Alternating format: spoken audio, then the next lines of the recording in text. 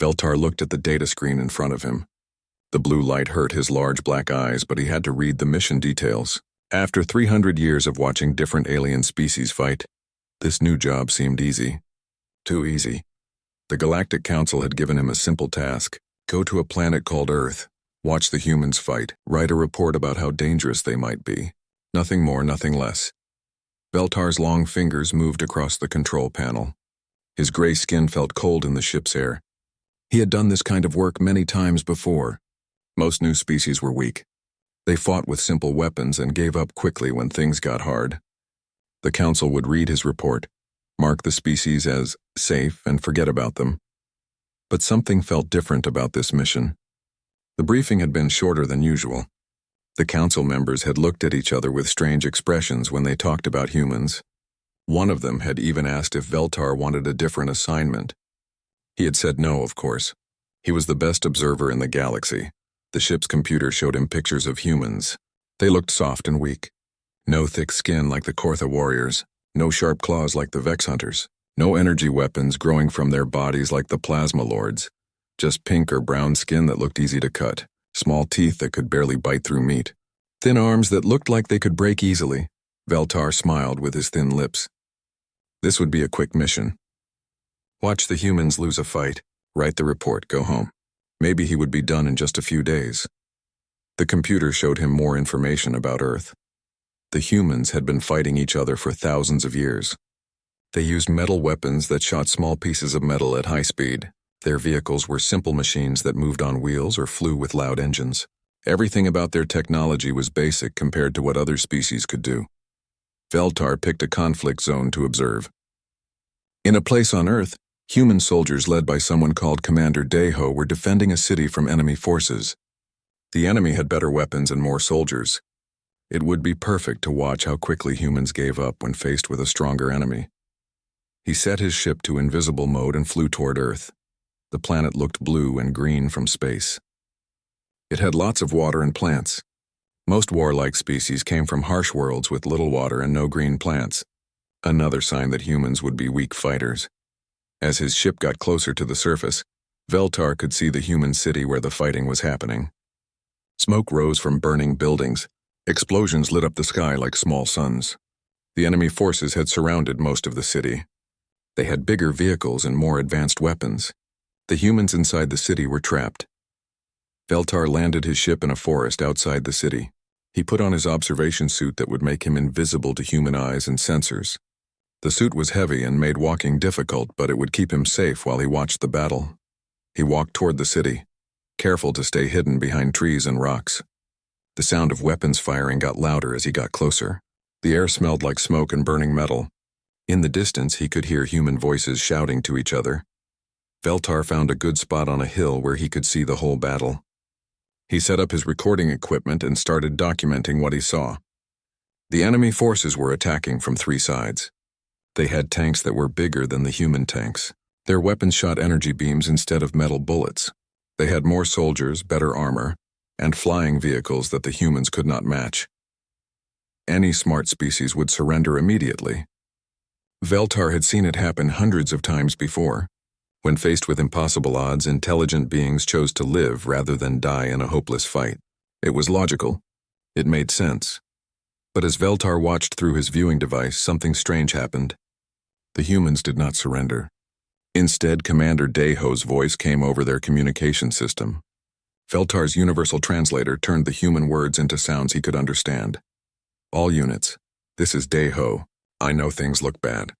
I know they have better weapons. I know they have more soldiers. But this is our home. These are our people. We do not give up. We fight. Veltar blinked his large eyes in confusion. Did the human commander not understand basic math? His forces were outnumbered 3-1. His weapons were weaker. His vehicles were smaller. Any logical analysis showed that fighting would only result in unnecessary death.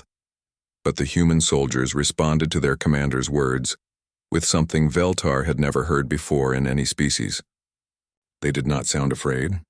They did not sound sad about their situation. Instead, they sounded angry, determined, ready to fight even harder because the odds were against them. A human soldier named Mi Young spoke into her communication device. Copy that, Commander. Second platoon is ready. We'll make them pay for every step. Veltar made notes on his recording device. This behavior did not match any pattern he had seen before. Most species fought harder when they were winning. Humans seemed to be fighting harder because they were losing. It made no sense. He watched as the enemy forces began their main attack. Energy weapons lit up the sky. Explosions shook the ground under Veltar's feet. The human defenders should have been destroyed in the first few minutes. But they were not destroyed. They were still fighting, still talking to each other with that strange, angry determination, still refusing to accept that they could not win. Veltar looked at his mission timer. He had planned to be done with his observations in a few hours. Now he realized this might take much longer than expected. These humans were not behaving the way weak species were supposed to behave. He settled in to watch more carefully. Something was very wrong with his initial assessment. And for the first time in 300 years of observation missions, Veltar felt a small touch of worry growing in his chest. The battle had been going on for 6 hours. Veltar checked his recording equipment again to make sure it was still working. Everything he was seeing went against every rule he knew about warfare and intelligent behavior. The enemy forces had destroyed half of the human defensive positions. Their energy weapons had melted through the humans' metal barriers like hot knives through soft butter. 3 of the human tanks had been destroyed. 2 of their communication towers were gone. By all logical measures, the humans should have surrendered hours ago. Instead, they were fighting harder. Veltar watched through his viewing device as a human soldier named Hyunwoo crawled toward a damaged weapon station. The soldier's left arm was clearly broken. Blood covered the side of his face. His leg dragged behind him as he moved. Any reasonable being would stay down and wait for medical help, but Hyunwoo kept crawling. He reached the weapon station and started working on it with his one good arm. Sparks flew from the damaged machinery. The station had been hit by an energy blast that should have made it completely useless. "Hyunwoo, get away from there," a female voice shouted over the communication system. "That thing is going to explode." "Not yet, it won't," Hyunwoo replied. His voice was calm despite his injuries. "Give me 2 minutes. I can get it working again." Veltar made more notes. This behavior was completely irrational. The weapon station was clearly beyond repair. Even if Hyunwoo could fix it, one more weapon would not change the outcome of the battle. The risk of staying near the damaged equipment was much greater than any possible benefit. But Hyunwoo kept working. And somehow, impossibly, the weapon station started working again. The human soldier began firing at the enemy forces, forcing them to take cover. One damaged weapon operated by one injured soldier was changing the flow of the entire battle. How did he do that? Veltar whispered to himself. The answer came from another part of the battlefield. A human medic named Soo-jin was running directly toward the heaviest fighting. Enemy energy beams were hitting the ground all around her. Any logical person would find a safe place to hide and wait for the battle to end. Soo-jin was not hiding. She was running toward the danger, because wounded human soldiers needed help. Veltar watched in amazement as she reached a fallen soldier under heavy enemy fire. She did not even try to protect herself. She just started working on the wounded man's injuries while explosions went off around them. "Soo-jin, you need to get out of there." Commander Daeho's voice came over the communication system. "Almost done," Soo-jin replied. "Just need 30 more seconds." Energy beams hit the ground just meters away from her. Any one of those beams could kill her instantly. But Soo-jin kept working on the wounded soldier. She finished treating his wounds, helped him to his feet, and then both of them ran to safety. Veltar had never seen anything like it. Soo-jin had risked her life to save someone else. Not someone important like a commander or a weapons expert, just a regular soldier. There was no logical reason for such behavior, but it got worse, much worse. The enemy forces launched a major attack against the human position where Captain Mi-young was stationed. They sent 50 soldiers with heavy weapons against her position that only had 12 defenders. The humans were completely surrounded. They had no way to escape. Any intelligent species would surrender to save their lives. Instead, Captain Mi-young got on the communication system. "All units, this is Mi-young.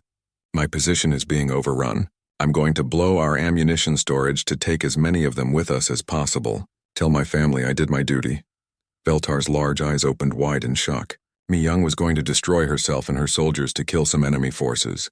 It made no military sense. It would not change the outcome of the battle. It was just wasteful destruction of life. But before Veltar could finish his thought, the explosion happened. The ammunition storage went up in a massive blast that lit up the sky. When the smoke cleared, Mi Young's position was gone. So were 43 enemy soldiers. The human communication system was quiet for a few seconds. Then Commander Daeho's voice spoke to all his remaining forces. Mi Young just bought us time to evacuate the civilians from the eastern part of the city. Her sacrifice saved 3,000 innocent people. Make it count. Veltar felt something cold move through his body. It was not fear exactly, but something close to it. These humans were not just fighting to win. They were fighting for reasons that had nothing to do with logic or survival. They were willing to die for abstract concepts that Veltar could not understand. He watched as the remaining human forces reorganized themselves. They should have been demoralized by losing so many soldiers. They should have been ready to give up. Instead, they seemed more determined than before. A young soldier named Jin Ho started taking apart civilian equipment to make explosives. He was using parts from vehicles and buildings to create weapons that should not have been possible with such primitive technology. Other humans were helping him, learning as they worked. "Where did you learn to do that?" Another soldier asked Jin Ho. "I didn't," Jin Ho replied. "I'm making it up as I go. But if it kills some of them, it's worth trying." Veltar made note after note on his recording device. The humans were improvising. They were creating new tactics during the battle instead of following pre-planned strategies. Every time the enemy adapted to one human tactic, the humans would try something completely different. Lieutenant Yun-ha was coordinating with local civilians who were not even soldiers. She was turning shopkeepers and teachers and children into an intelligence network. They were watching enemy movements and reporting back to the human military forces. The civilians were not being forced to help. They were volunteering. Old people who could barely walk were carrying messages. Young people who had never held weapons were learning to fight. They were all choosing to risk their lives for their community. As night fell over the battlefield, Veltar realized that his simple observation mission had become something much more complicated. These humans were not behaving like any species he had ever studied. They were not following any logical patterns that he could understand, and most disturbing of all, they were winning. Against superior technology, greater numbers, and better training, the humans were somehow winning, not because they were stronger or smarter, but because they refused to accept defeat. Veltar looked at his mission timer again. He had been planning to leave after one day of observation. Now he knew he would need to stay much longer. He had to understand how this was possible. The Galactic Council needed to know what these humans were really capable of. But as he settled in for a long night of watching, Veltar felt that cold feeling growing stronger in his chest. He was starting to suspect that he might not like what he learned about these strange, illogical, impossibly determined creatures called humans. Dawn came slowly over the battlefield. Veltar had not slept during the night, too fascinated and disturbed by what he was watching. The human forces were down to less than half their original numbers. They had lost most of their heavy weapons. Their ammunition was running low. The enemy forces still had overwhelming advantages in every category that mattered. Any reasonable military commander would be preparing to surrender. Any logical species would be looking for ways to minimize casualties and preserve life. Commander Daeho was doing something completely different. He was planning an attack. Veltar listened to the human communications as Daeho spoke to his remaining soldiers. "Listen up, everyone. I know we're outnumbered. I know we're outgunned. I know most of you are hurt and tired, but those enemy forces think they've already won. They think we're going to give up. They're wrong." The human soldiers responded with sounds that Veltar's translator could not properly convert. They were not words exactly, but expressions of agreement and determination that seemed to come from some deep part of human nature.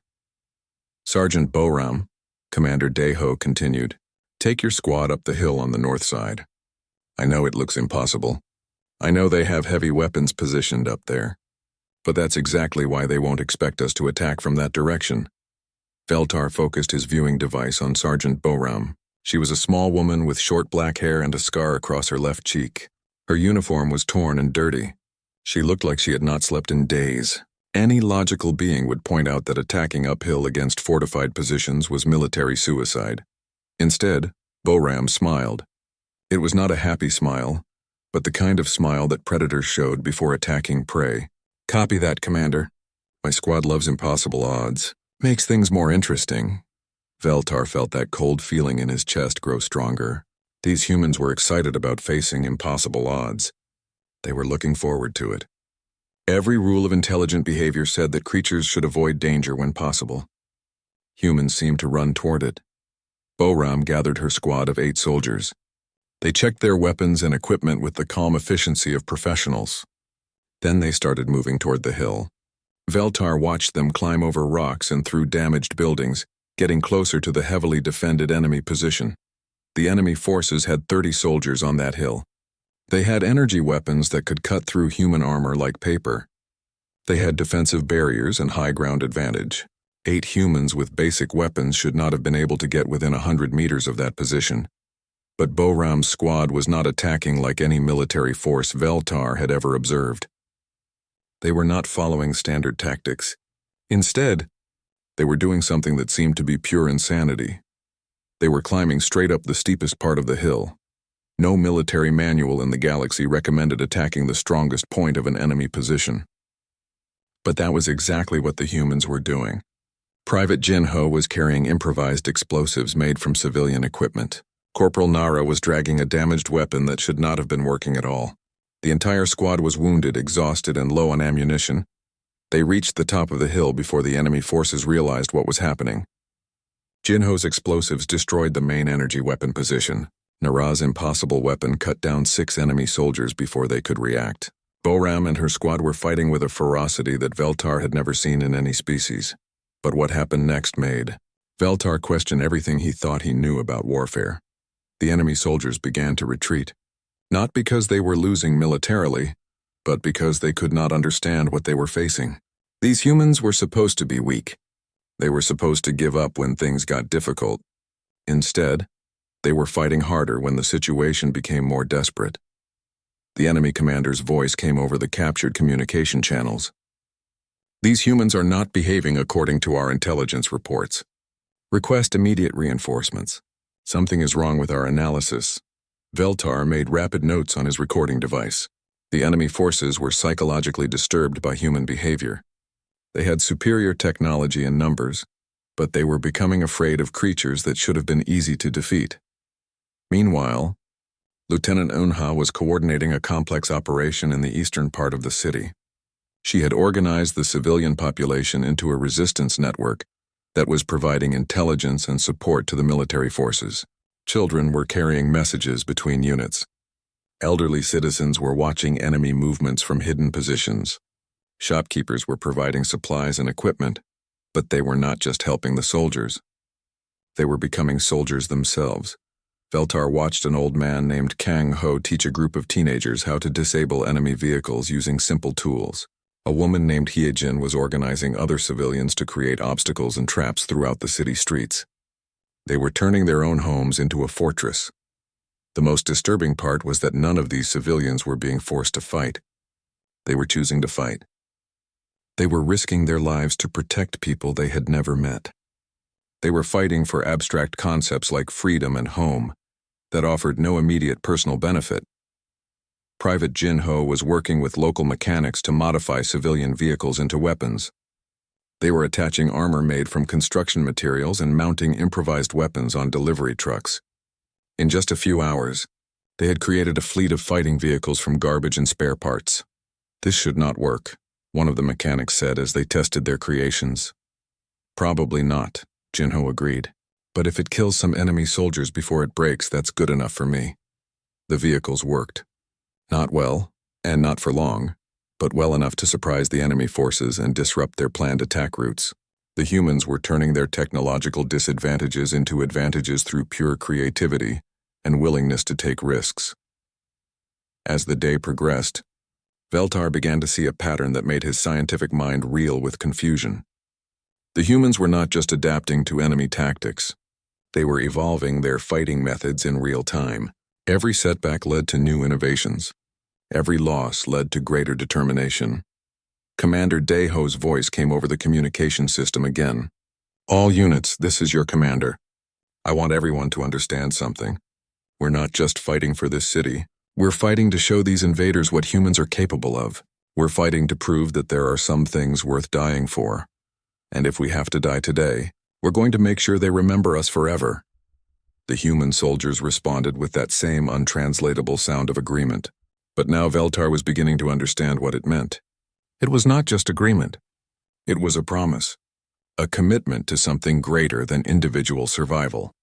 As the enemy forces prepared for their final assault, Veltar realized that he was about to witness something unprecedented in galactic history. The humans were not going to surrender. They were not going to retreat. They were going to fight until the very end, regardless of the odds, and somehow, impossibly, Veltar was starting to believe they might actually win. The cold feeling in his chest was no longer just worry. It was fear. Fear of what these humans might be capable of if they could do all this while fighting each other. Fear of what they might become if they ever turned their attention to the rest of the galaxy. The final battle was about to begin, and Veltar was no longer sure he wanted to see how it would end. The impossible had happened. The humans had won. Veltar sat in his hidden observation post, staring at the battlefield in complete disbelief. The enemy forces were retreating. Their superior technology, greater numbers, and advanced tactics had been defeated by a species that should not have been able to fight back effectively. But the victory was not what disturbed Veltar the most. What terrified him was how the humans had won. They had not used better weapons or smarter strategies. They had won through sheer refusal to accept defeat, and through fighting methods that violated every principle of logical warfare. As the enemy vehicles disappeared over the horizon, Commander Deho's voice came over the communication system one final time. "All units, this is Deho. The enemy is in full retreat. The city is secure. But I want everyone to remember something.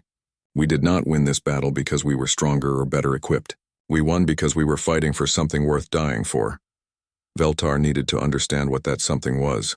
His mission had been to observe human combat capabilities, but he realized that he could not write an accurate report without understanding the motivations behind their fighting methods. He decided to stay on Earth longer and study human culture more carefully. Over the next several weeks, Veltar infiltrated human settlements and military installations. His advanced technology allowed him to remain invisible while he observed their daily lives and interviewed survivors from the battle. He spoke with veteran soldier Taemin, who had fought in dozens of conflicts across the planet. Taemin had lost his left leg in a previous battle, but he still volunteered for dangerous missions. "Why do you continue to fight when you have already been injured?" Veltar asked, using a voice modifier to sound like a human researcher. Taemin looked puzzled by the question. "Because there are still people who need protection. Because freedom is not something you earn once and keep forever. You have to fight for it every day." Veltar did not understand, but you could live safely if you stopped fighting. You could protect yourself instead of risking your life for strangers. "That's not living," Taemin replied. "That's just surviving. There's a big difference." The veteran went on to explain concepts that Veltar's translator could barely convert into understandable terms. Humans had ideas like honor and duty that they valued more than their own lives. They believed in sacrifice for the greater good and fighting for those who cannot fight for themselves. These were not logical concepts. They offered no personal benefit to the individual. Most galactic species had evolved past such inefficient thinking, but humans had built their entire society around these ideas. Veltar studied human military training and discovered something even more disturbing. Human soldiers deliberately practiced scenarios where they had to choose between personal survival and protecting others. They trained themselves to run toward danger rather than away from it. During one training exercise, Veltar watched human soldiers practice defending a position that could not be defended. The exercise was designed to be impossible to win. The point was not to teach them how to succeed, but to teach them how to fail with honor. "The goal is not to live through this exercise," the training instructor explained to his students. "The goal is to hold the position long enough for civilians to evacuate, even if it cost your life." The human students practiced the exercise over and over, learning to sacrifice themselves for imaginary people in an imaginary scenario. They were programming themselves to choose death over dishonor. Veltar interviewed Dr. Yan Su, a human psychologist who studied military behavior. She explained the concept of heroism to him. Humans have this idea that ordinary people can become extraordinary by choosing to help others, even when it is dangerous or difficult, she said. We tell stories about heroes throughout our history, people who ran into burning buildings to save strangers, people who gave their lives to protect their communities, people who fought against impossible odds because it was the right thing to do. But why? Veltar asked. What benefit do they gain from such behavior? Dr. Yansu smiled sadly. That's the point. They don't gain anything. They do it because they believe some things are more important than personal benefit. They do it because they believe in something greater than themselves.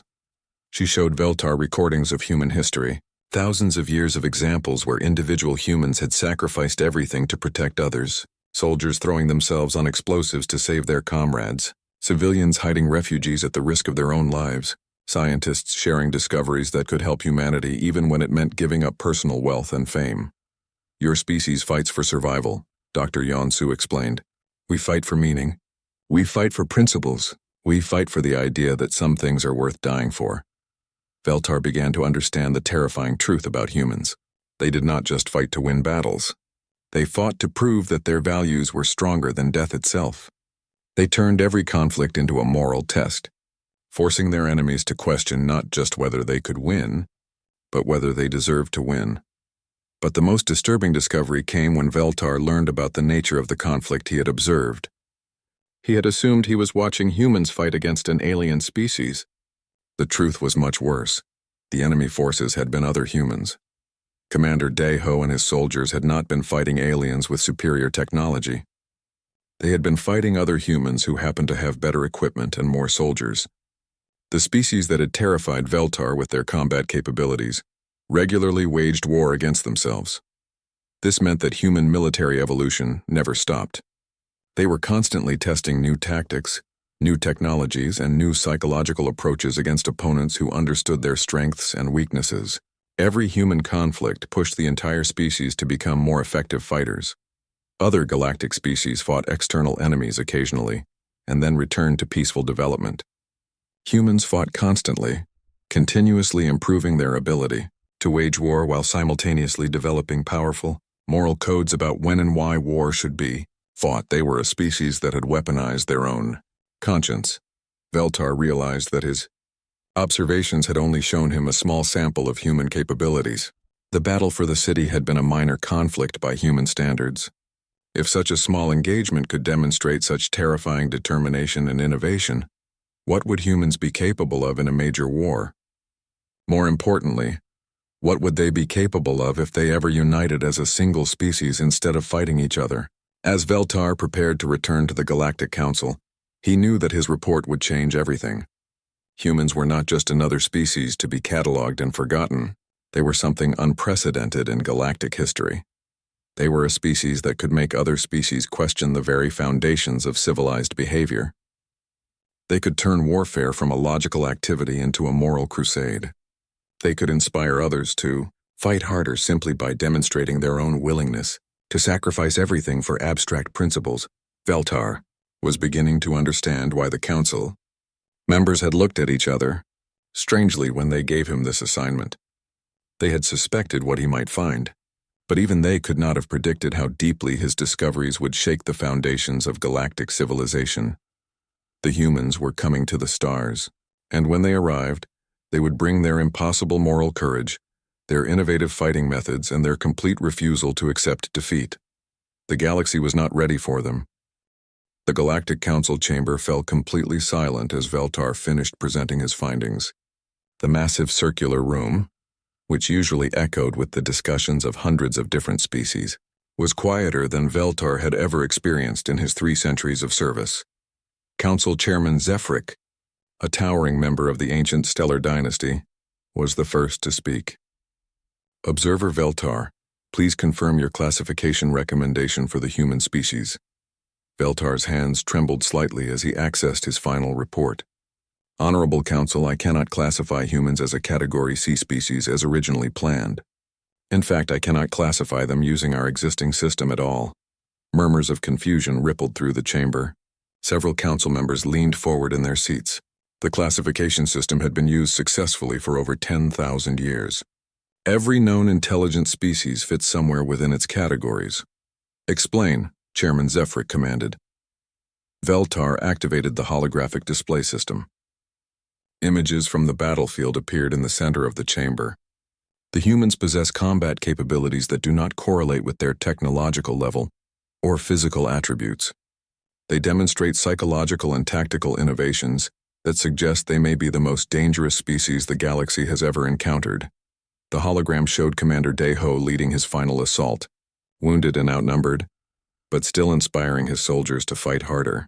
It showed Sujin running through enemy fire to save wounded comrades. It showed Captain Mi-young sacrificing herself and her entire unit to buy time for civilian evacuations. These are not the actions of a logical species, Veltar continued. Humans do not fight primarily for survival or territorial gain. They fight for abstract concepts that they value more than life itself. They have weaponized their own moral convictions. Council member Thexara of the Wisdom Seekers raised a crystalline appendage. Observer Veltar, surely you are exaggerating. No species can be truly dangerous without superior technology or physical capabilities.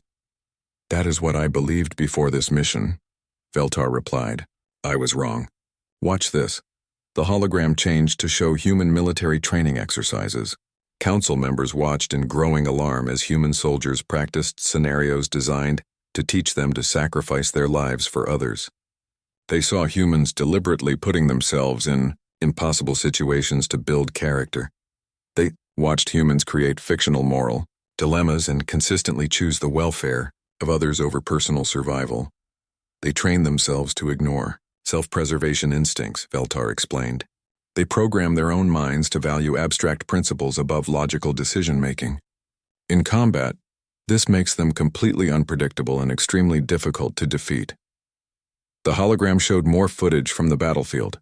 Humans creating weapons from civilian equipment, humans adapting tactics in real time during combat, humans turning entire civilian populations into intelligence networks and fighting forces. But most disturbing of all, Veltar continued, is this discovery. The hologram changed to show recordings of human history. Thousands of years of warfare between different human groups, constant conflict that had driven continuous military and technological innovation. The battle I observed was not humans fighting aliens. It was humans fighting other humans. This species has been at war with itself for millennia, constantly pushing each other to develop better fighting methods and stronger moral codes. Council member Vorthak of the military caste stood up abruptly. Are you suggesting that human internal conflicts have made them stronger fighters than species with superior technology? I am stating it as fact, Veltar replied. Human military capabilities have been forged through thousands of years of combat against opponents who understand their strengths and weaknesses. They have evolved fighting methods that can overcome technological disadvantages through pure determination and tactical innovation. The chamber erupted in concerned discussions. Species representatives began talking rapidly among themselves. The implications were staggering. If humans could defeat technologically superior opponents through psychological warfare and moral conviction, what would happen when they developed advanced technology of their own? Chairman Zephyric called for silence. Observer Veltar, what is your final recommendation regarding the human species? Veltar took a deep breath. I recommend that we avoid any hostile contact with humans until we better understand their capabilities. I recommend that we study their moral and ethical systems to understand what drives their combat behavior. And I recommend that we prepare for the possibility that when humans reach the stars, they will fundamentally change the nature of galactic civilization. You recommend that we fear them? Asked Council Member Lethara of the Peaceful Traders. I recommend that we respect them, Veltar corrected. Fear might not be enough. As the council members continued their discussions, a new voice spoke from the back of the chamber. Observer Veltar, you said you regret being sent to watch us fight. Would you like to know what we learned from watching ourselves? Every head in the chamber turned toward the speaker. It was Admiral Gi-sung, the human representative who had been granted observer status just months before. He had been silent throughout Veltar's entire presentation. Veltar felt his blood turn cold. What do you mean? Admiral Gi-sung smiled with the same expression Veltar had seen on Sergeant Boram's face before her impossible assault. Your secret observation mission was never secret, observer. We knew you were there. Commander Deho knew. His soldiers knew. The entire operation was conducted with full awareness that we were being evaluated. The chamber fell silent again. Veltar's mind raced as the implications became clear. The conflict you observed was partially staged for your benefit. Admiral Gisung continued. We wanted to understand what the galaxy thought of us. We wanted to see how other species would react to human combat methods. Your mission was as much about us studying you as it was about you studying us. That's impossible, Veltar whispered. The casualties were real. The fighting was real. Yes, it was real, Admiral Gisung agreed. We don't fake our battles, Observer. We just chose which real battle to let you see. Commander Daeho and his soldiers were genuinely fighting for their lives and their principles. But they were also demonstrating human capabilities to a galactic audience. Chairman Zephyrik leaned forward. What exactly are you telling us, Admiral? I'm telling you that while Observer Veltar was learning about human combat capabilities, we were learning about galactic political structures, military technologies, and species psychology, Admiral Gisung replied. We've been conducting our own evaluation of the galaxy. And what is your assessment of us? Veltar asked, though he was not sure he wanted to hear the answer. Admiral Gisung's expression became serious. You're advanced, peaceful, and logical. You've built a stable galactic civilization based on reason and cooperation. It's impressive, he paused, and his smile returned. But you've also become soft. You've forgotten how to fight for principles. You've lost the ability to inspire others to sacrifice for something greater than themselves. You've created a galaxy where survival is valued above meaning. That's not necessarily a weakness. Council member Thexara protested. It is when you encounter a species that values meaning above survival, Admiral Gisung replied, because that species will always be willing to pay a higher price for victory than you are. Veltar realized the terrifying truth. His mission had not been to evaluate whether humans were dangerous to galactic civilization.